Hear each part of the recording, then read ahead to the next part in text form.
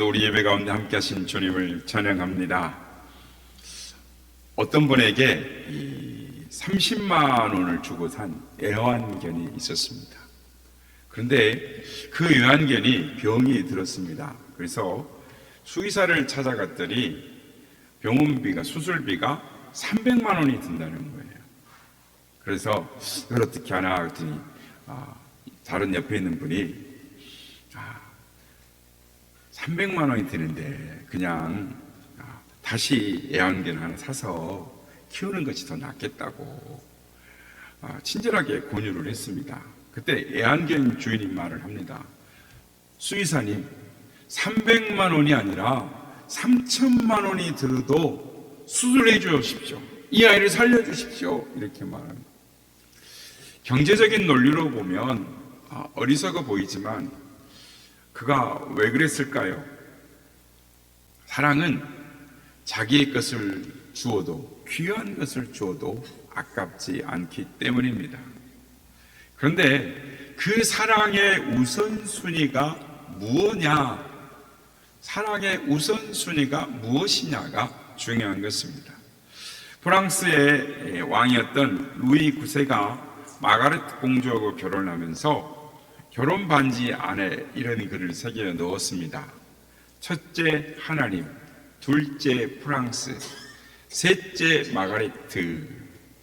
그리고 말하기를 이 순서를 떠나서는 누구도 사랑할 수 없다.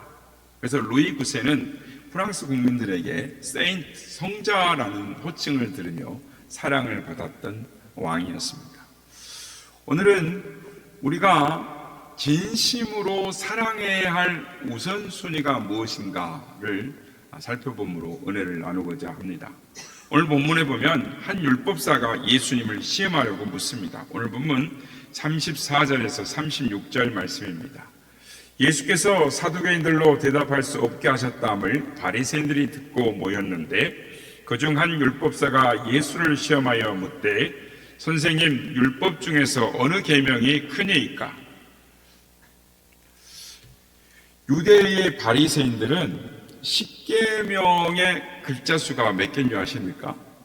10계명을 1, 2, 3, 그래서 7, 8, 9, 10계명의 히브리어 숫자가 613개입니다. 그래서 구약 성경에 나오는 하나님의 계명을 613개로 정리를 하고 사람의 신체 장부, 그러니까 뼈 마디뿐만 아니라 오장, 육부, 장부를 다 계산해서 248개, 그러니까 248조지요. 해서는 안 될, 반드시 해야 될 적극적인 계명 248개를 만들고, 그리고 1년의 날수 365일, 365조를 만들어서 하지 말아야 할 일, 그래서 소극적 계명을 분류를 했습니다. 그러니까 613개 계명이 얼마나 많습니까? 이 계명이 많기 때문에 그 중에 어느 계명이 가장 크고 중요한가 변론이 많았습니다. 이제 바리새인들이 그 숙제를 가지고 예수님을 찾아와 율법사가 시험을 한 것입니다. 그런데 예수님께서 놀랍게도 이것을 명쾌하게 정리를 해주십니다. 오늘 보면 37절, 38절 말씀입니다. 우리가 한번 함께 합독하겠습니다. 시작. 예수께서 이르시되 내 마음을 다하고 목숨을 다하고 뜻을 다하여 주 너희 하나님을 사랑하라 하셨으니 이것이 크고 첫째 되는 계명이요. 아멘. 이 유식한 서기관과 바리새인들이 모든 지혜를 모아가지고 어느 것이 크냐, 어느 것이 중요하냐 논란을 계속하고 있는데 그 문제를 예수님께서 즉석에서 명쾌하게 정리를 해주십니다. 가장 큰 계명의 첫째는 하나님을, 여호와를 사랑하는 것이다. 여기에 내 마음을 다하고 목숨을 다하고 뜻을 다하여 라고 말씀합니다. 이 말씀은 신명기 6장 5절의 말씀입니다. 잠깐 비춰주세요. 네. 또 이런 내용에 요약한 건데, 오늘 본문에 나와 있는 병행 구절인 마가복음 12장과 누가복음 10장에 보면 한 가지가 더 추가되어 있습니다. 힘을 다하여라는 부분이 추가되어 있습니다. 그러니까 결국은 전심전력으로 창조주 하나님을 사랑하는 것이 10계명 중 1계명에서 4계명의 요약이다라고 가르쳐 주신 것입니다. 창조주 하나님을 사랑하고 우상을 만들어 그것에 절하지 말고 하나님의 이름을 욕되게 하지 말고 안식일을 기억하여 지키라. 하나님을 향한 계명이죠. 예수님의 분명한 정리에 사람들이 놀라했습니다. 오늘 보면 39절 40절 말씀입니다. 네, 한번 이것도 같이 읽어보겠습니다. 시작. 둘째도 그와 같으니 내 이웃을 내 자신같이 사랑하라 하셨으니 이 두 계명이 온 율법과 선지자의 강령이니라. 아멘. 이 말씀은 이제 레위기 19장 18절의 인용인데요. 이 말씀은 10계명의 5계명부터 10계명을 요약한 말씀입니다. 부모를 공경하고 살인하지 말고 도둑질하거나 간음하지 말고 이웃을 해하려고 거짓말하지 말고 내 이웃의 것을 탐내지 말라. 그것이 이웃을 사랑하는 가장 귀한 두 번째 계명이다. 이 얼마나 명쾌한 요약 정리인지 모릅니다. 여기서 예수님이 가르치신 이 계명의 핵심은 사랑입니다. 하나님을 사랑하고 이웃을 사랑하라. 그것이 모든 계명 613개의 요약이다 라고 말씀을 합니다. 그런데 여러분, 왜 사랑이 그 많은 계명의 핵심일까요? 그것은 사랑하면 계명을 지킬 수 있기 때문입니다. 인간의 마음에는 하나님이 주신 사랑의 원리가 숨겨져 있습니다. 세 가지만 살펴보면, 첫째는 사랑하면 만나고 싶어집니다. 그러니까 예전에 나온 노래 중에 이런 노래가 있습니다. 한 번 보고 두 번 보고 자꾸만 만나고 보고 싶네, 이런 노래가 있습니다. 사랑하는 사람이 생기면 한 번 보고 두 번 봐도 또 보고 싶은 거예요. 오늘 만났는데 내일도 만나고 싶죠. 아니, 만나고 돌아서면 어떻게 됩니까? 또 보고 싶은 게 사랑인 것입니다. 연애하는 젊은이들을 보면 예배 시간에 붙어 있고 밥 먹을 때도 붙어 있고 심지어 화장실까지도 붙어 갑니다. 그러니까 교회 건덕을 위해서 같이 붙어 다니는 것을 좀 조심해라, 지양을 해라 라고 말을 하지만 충분히 이해는 되죠. 사랑하니까 만나고 싶은 것입니다. 그렇습니다. 하나님을 사랑하면 하나님을 자꾸 만나고 싶습니다. 하나님 만나는 것, 그것이 예배이지 않습니까? 하나님을 사랑하면 예배를 드리고 싶어지는 것입니다. 주일 예배가 기다려지고 오후 예배, 수요 예배, 우리는 아직 구역 형성이 안 돼 있지만 구역 예배, 새벽 기도, 심야 기도에 하나님 앞에 나와 예배하는 것이 기다려지는 것이죠. 하나님을 사랑하면 하나님을 만나고 싶은 마음이 저절로 생겨지는 것입니다. 다윗은 시편 122편 1절에서 말하기를 사람이 내게 말하기를 여호와의 집에 올라가자 할 때에 내가 기뻐하였도다 라고 말합니다. 그러니까 다윗은 하나님을 사랑했기 때문에 교회 가자라는 말만 들어도 마음이 기뻤다라는 것입니다. 하나님에 대한 우리의 사랑은 예배를 통해서 나타납니다. 예배란 하나님만이 나의 삶의 최고가 되시고 하나님을 마음껏 높여드리는 그 고백하는 시간인 것입니다. 그래서 신앙은 예배를 통해서 증명이 되는 것입니다. 좋은 교회는 예배가 살아 있습니다. 예배가 살면 교회가 살고 예배가 살면 가정이 사는 것입니다. 그러나 예배가 죽으면 우리는 죽습니다. 한국교회의 위기는 예배의 위기다라는 말이 있습니다. 하나님이 누구이신가를 알면 예배가 달라지는 것입니다. 예배보다 더 중요한 것이 없습니다. 예배다운 예배를 드릴 때 그곳에 하나님의 영광이 나타나고 부흥이 일어나고 하늘의 문이 열리는 것입니다. 하나님의 관심은 우리가 전심전력으로 하나님을 찾느냐, 하나님을 예배하느냐에 있습니다. 우리가 아무리 다른 것을 다 잘한다고 하더라도 예배가 예배답지 아니하면 아무것도 아닙니다. 다양한 활동이 또 봉사가 중요합니다만 예배보다 우선하는 것은 잘못입니다. 우리 교회는 그런 일이 없습니다만은 제가 신앙생활을 해오다 보면 식당 봉사 때문에 예배를 드리는 둥 마는 둥 하는 거죠. 예배 후에 여전도회 하는 사업, 장사 때문에 거기에만 신경을 쓰고 예배는 그냥 건성건성 드립니다. 이건 잘못된 모습인 것입니다. 우리 한국교회의 믿음의 선배들이 이 말씀의 증인들입니다.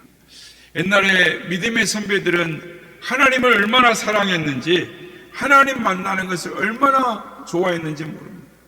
주일 아침에도, 주일 저녁에도, 수요 예배도, 금요 예배도 멀지만 하나님 만나러 갑니다. 교회 갑니다. 걸어서 한참 걸어가도 그게 멀게 느껴지지 않습니다. 일하느라고 피곤한데 주일 아침이면 참 힘들죠. 그런데 별 보고 나왔다가 별 보고 들어가는 것이죠. 먼 거리를 두고 1시간, 2시간, 아니 반나절씩 걸어가고 먼 거리는 보따리를 싸서 밥을 할 도구를 갖고 가서 부흥회를 가고 기도원을 가고, 하나님을 사랑하니까 힘들어도 문제가 되지 않습니다. 어린이들이 부르는 찬송가 중에 565장, 우리 어른들 찬송 565장이 있습니다. 예수께로 가면 나는 기뻐요. 하나님을 사랑하면 예수님께로 가는 것이 기쁩니다. 즐겁습니다. 여러분, 처음 예수님을 믿을 때에 예배의 감격을 잃어버리지는 않으셨습니까? 잃어버렸다고 느낀다면 이걸 회복해야 하는 것입니다. 그런데 어떻게 회복할 수 있을까요? 이번 주 앞으로 돌아오는 추수감사주일, 영원 추수감사주일에 잃어버린 예배의 감격을 회복하시길 바랍니다. 다윗처럼 예배 드리러 가자라는 소리만 들어도 마음에 감격스럽고 가슴이 설레는 다시 그 믿음을 회복하는 그 믿음의 축복을 받으시는 우리 모두가 되시길 바랍니다. 둘째, 사랑하면 자꾸만 주고 싶어지는 것입니다. 부모가 자식을 사랑하면 어떻게 됩니까? 계속 주고 싶어요. 없으면 어떻게 합니까? 빚을 내어서 구워서라도 자녀들에게 주는 것입니다. 이성 간에도 부부 간에도 사랑하니까 자꾸 주는 거죠. 사랑하는 사람이 생기니까 어떻게 합니까? 넥타이도 사다 주고 와이셔츠도 사다 주고 양복도 사다 주는 것이죠. 신기합니다. 사람은 태어날 때부터 자기 것을 챙기는 습관이 있습니다. 그래서 아이가 태어나면 어떻게 합니까? 두 손을 꼭 쥐고 태어나죠. 그래서 누가 가르쳐 주지 않아도 자기 건 다 챙겨요. 절대 안 뺏겨요. 남의 걸 뺏었으면 뺏었지 나눠주지 않습니다. 그런데 사랑하면 손이 펴지는 것입니다. 철이 들어 부모를 사랑합니다. 그러면 아까워하지 않고 부모님께 드리고 싶은 마음이 드는 것이죠. 사랑하면 주어도 아깝지 않습니다. 그렇습니다. 하나님을 사랑하게 되면 드리고 싶어지는 것입니다. 시간도 드리고 재능도 드리고 물질도 드리고 싶습니다. 이를 신앙적 표현으로 말하면 헌신이다라고 말합니다. 하나님을 사랑하면 헌신하게 됩니다. 하나님을 사랑하기 때문에 헌신이 아깝지 않습니다. 드리면서도 기쁜 것입니다. 우리는 이런 축복을 누리기를 원합니다. 역대상 29장에 보면 다윗이 하나님을 얼마를 사랑했는지 모릅니다. 하나님의 성전을 짓는데 순금 100톤입니다. 100톤. 순은 240톤입니다. 이런 얘기하면 왕이니까 그런 거 하겠지. 나도 왕이 되면 그렇게 할 수 있다라고 말한 분이 있습니다. 그러나 여러분, 그렇지 않습니다. 부자가 더 오히려 인색한 거 아십니까? 아니, 다 그런 건 아니고, 모으느라고 처음에 여러분도 어떻게 생각하십니까? 1억만 있으면 좋겠다. 그 다음 어떻게 되겠습니까? 야, 10억만 있었으면 좋겠다. 그 다음에 건물 빌딩 한 채만 있었으면 좋겠다. 남들은 몇 채 가지는 나도 빌딩 몇 개 가졌으면 좋겠다. 이렇게 자꾸 모아지는 것이죠. 모으느라고 못 바치는 것입니다. 다윗은 왕이기 때문에 바친 것이 아니라 하나님을 사랑했기 때문에 드렸던 것입니다.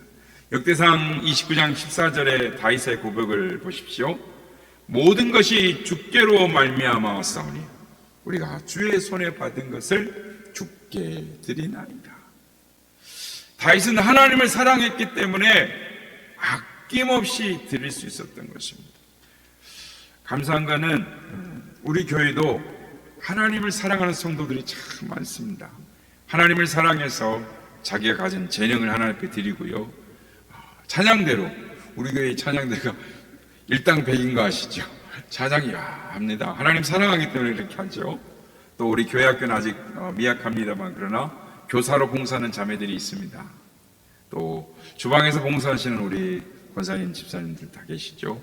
그리고 전도대로 오신 분도 계시고 교회와 성도들을 섬깁니다. 씨앗이 있습니다.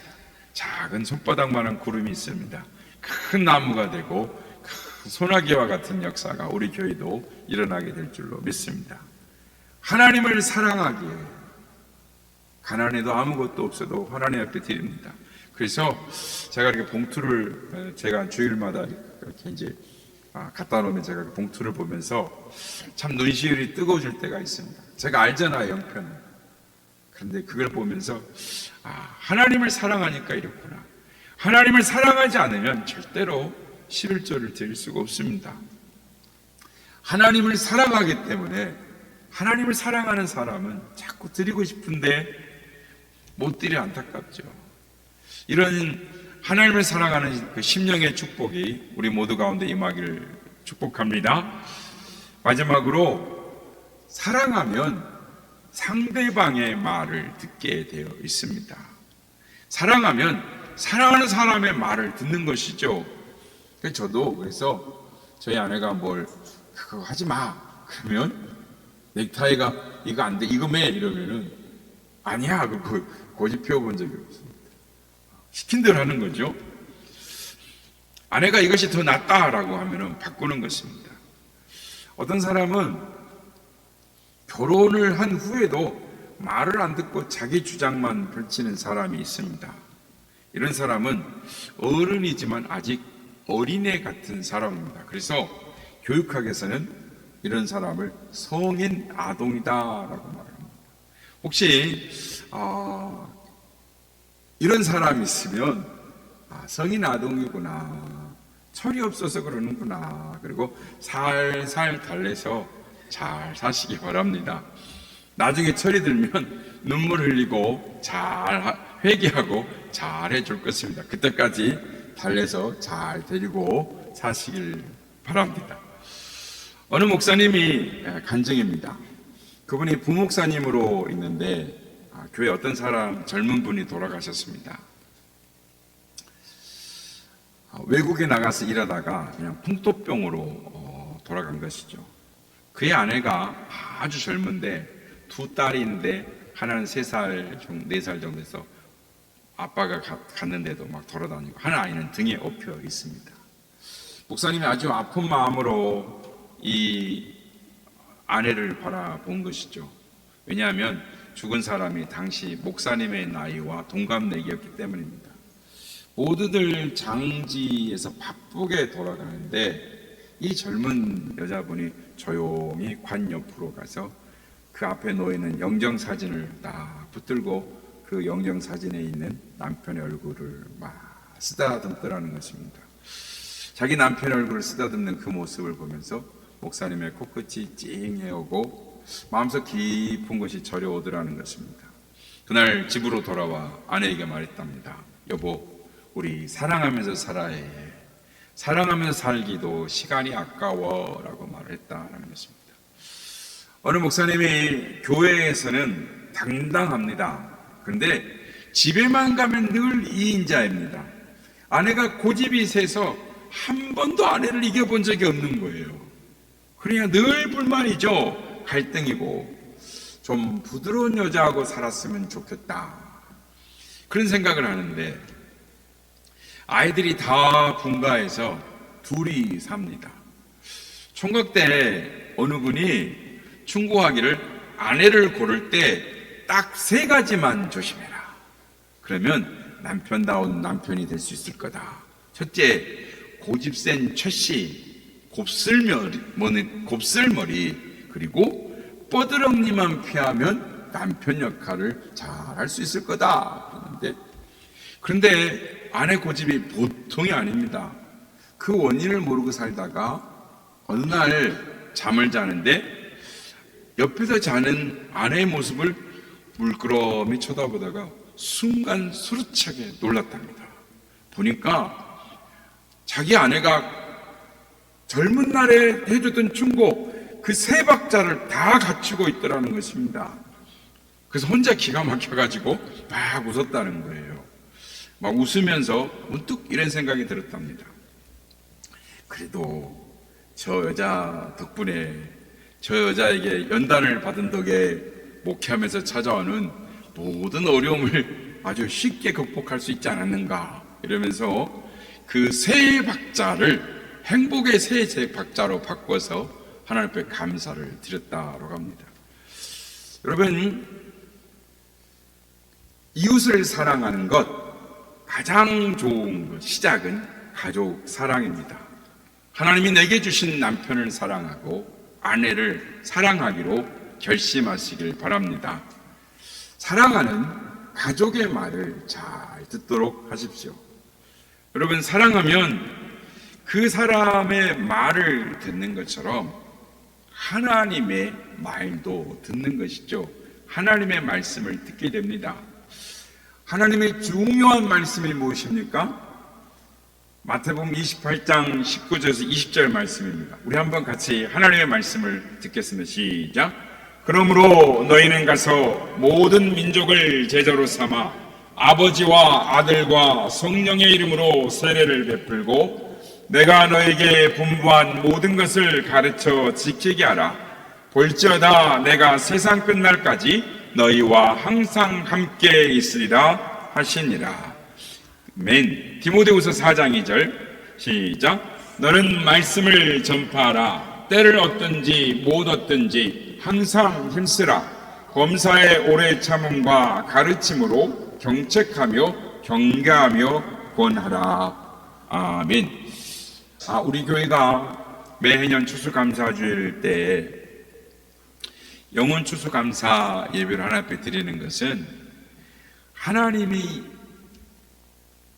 말씀하시는 것, 우리가 하나님을 사랑하기 때문에 하나님의 말씀을 따르려고 하는 것입니다.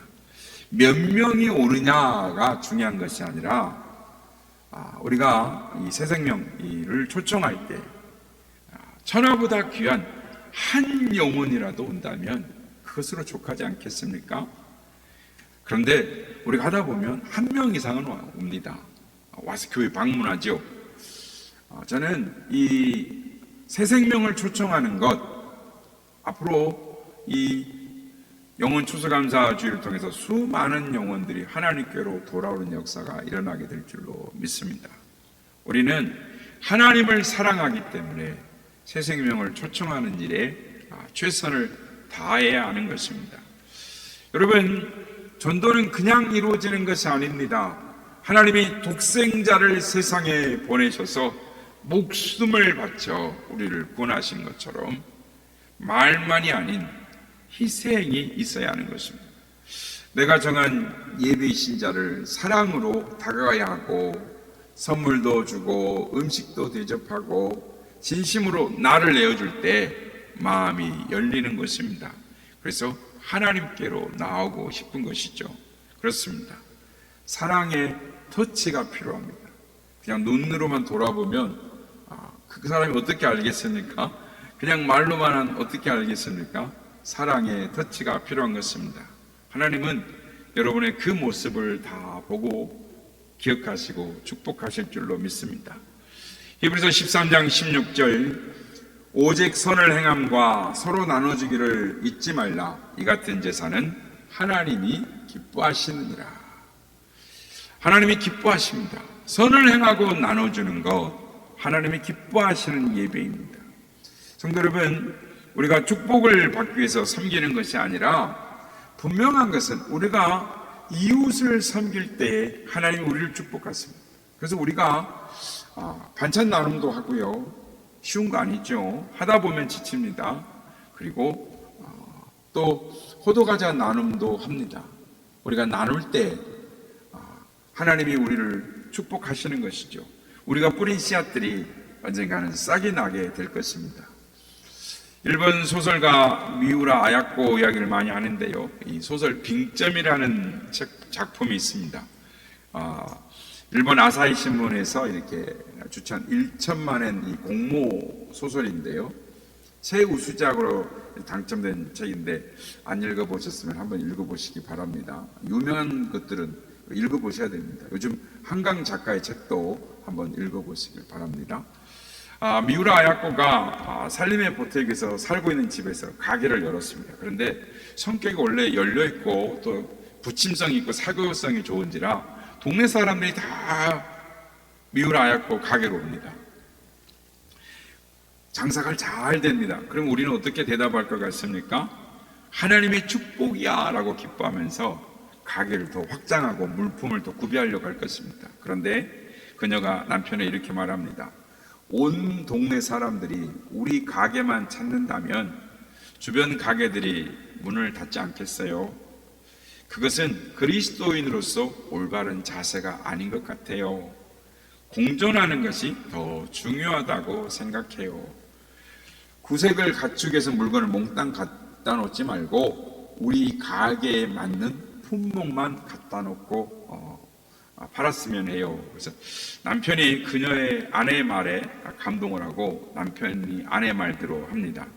그래서 손님들이 가게에 오면 가게에 있는 물건을 찾으면 팔고 없는 물건은 옆 가게, 다른 가게를 소개해 주었습니다. 그런데 놀랍게 자기 가게도 살고 옆집 가게, 이웃 가게들도 살더라는 것입니다. 그리고 미우라 아야코가 이렇게 고백을 합니다. 이런 식으로 장사하게 되니 여유 시간을 얻어 틈틈이 글을 쓰게 되고 나중에는 작가로 들어드는 축복까지 누리게 될 뿐만 아니라 동시에 내 인생에서 가장 중요한 이웃도 얻게 되었습니다. 이렇게 고백을 한다는 것입니다. 여러분, 이웃사랑의 최고의 목표가 무엇입니까? 복음을 전해서 그 영혼을 구원해 천국 백성 되게 하는 것입니다. 그보다 더 큰 사랑이 어디가 있겠습니까? 우리는 그래서 온몸 마음을 다해서 이웃을 섬기면서 그 영혼을 구원하는 일에 최선을 다해야 하는 것입니다. 복음성가 중에 당신의 그 섬김이라는 찬양이 있습니다. 당신의 그 섬김이 천국에서 해같이 빛나리, 당신의 그 겸손이 천국에서 해같이 빛나리, 당신의 그 믿음이 천국에서 해같이 빛나리, 당신의 그 충성이 천국에서 해같이 빛나리. 우리 이 찬양이 있는데 이 찬양 한번 같이 한번 불러봤으면 좋겠습니다.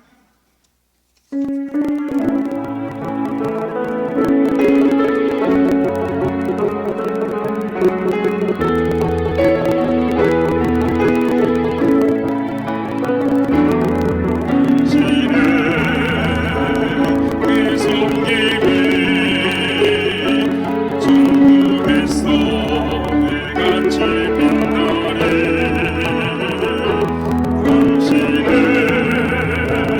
그 겸손을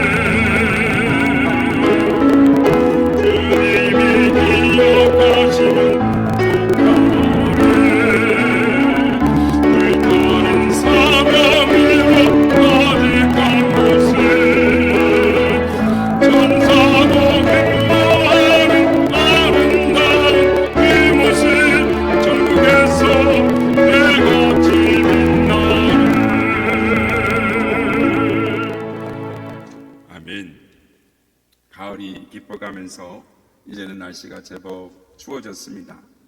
시간이 흘러가는 체감이 나이의 배속같이 두 배로 느껴진답니다. 그래서 나이가 60이면 120km의 속도로 달려가는 느낌을 받는다라고 합니다. 사람이 임종할 때 가장 많이 하는 말 3가지가 있다고 합니다. 첫째는 더 감사하며 살 걸, 둘째는 좀 더 참고 살 걸, 세 번째는 좀 더 베풀며 살 걸. 우리 모두가 그런 후회가 없도록 사시길 바랍니다. 여러분, 우리 모두 빠른 세월을 살다가 어느 날 하나님의 심판대 앞에 서게 될 것입니다. 그때 후회함이 없어야 하겠습니다. 기쁨으로 인생을 정리할 수 있어야 하겠습니다. 그 중에서 가장 보람된 일은 영혼을 주님께로 인도하는 것입니다. 이것이 가장 귀한 열매요, 보람이요, 복받는 길인 줄 믿습니다. 여러분, 하나님을 첫째로 사랑하시길 바랍니다. 하나님을 사랑하기 때문에 하나님이 주신 영혼 구원의 사명을 최선을 다하여 이웃을 내 몸처럼 사랑하라 하신 계명을 지키시길 바랍니다. 하나님 사랑, 이웃 사랑, 이 귀한 말씀을 지켜 영혼을 구원하는 약속의 축복을 누리는 저와 우리 모두가 되기를 바랍니다. 우리 한번 따라하겠습니다. 하나님을 사랑하고 이웃을 사랑합시다. 영혼 구원에 최선을 다하겠습니다.